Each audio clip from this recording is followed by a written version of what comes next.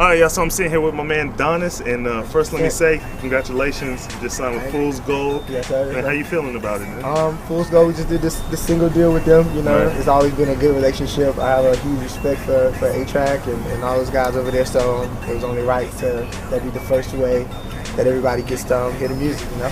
We gone, let's get some green, let's get some drink, let's get it on. Say tonight we gon' get going, gone. Say tonight we gon' get going.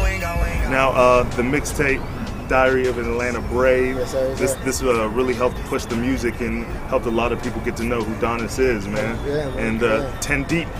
Now, I think it's a little crazy now with the music industry that a clothing company can push an artist like a Donnis and a Cudi. What are your feelings about that, man, and just how it's changing? The record business is in a different time right now, you know what I mean? They're struggling. It's like everyone's so scared to make a move because records aren't selling the way that they're usually selling, so it's taking big sponsorships like clothing lines and you know, drinks or whoever to go out and say these are the hot new artists like Mountain Dew does with the green label thing. And I think it's good.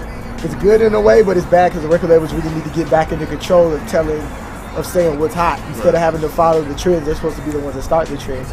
So, but 10 Deep, you know, they're ahead of the curve. Me, Wale, Cudi, and you know, those guys have done pretty well for themselves. So, you know, I'm next up. Absolutely. And now I know you grind so hard to get a record deal, but now you got it.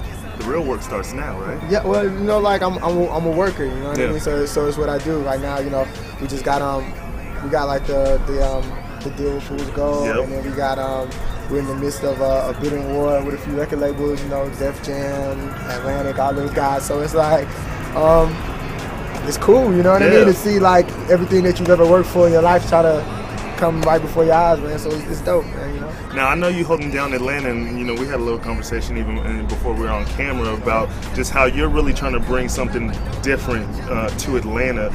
Explain a little more about that. My whole thing for my city is, you know, I respect what my city does and what everybody does out there. I'm just looking to really bring it back to the music, rather than, you know, this is a cool dance or whatever, you know what I mean? Yes. And just bring it back to more to the story, a little less flash and all that stuff, and bring it back to the music and that, you know, bring back the real elements of Southern hip hop to me, you know? Absolutely. And like in one of your songs, you still feel like the underdog?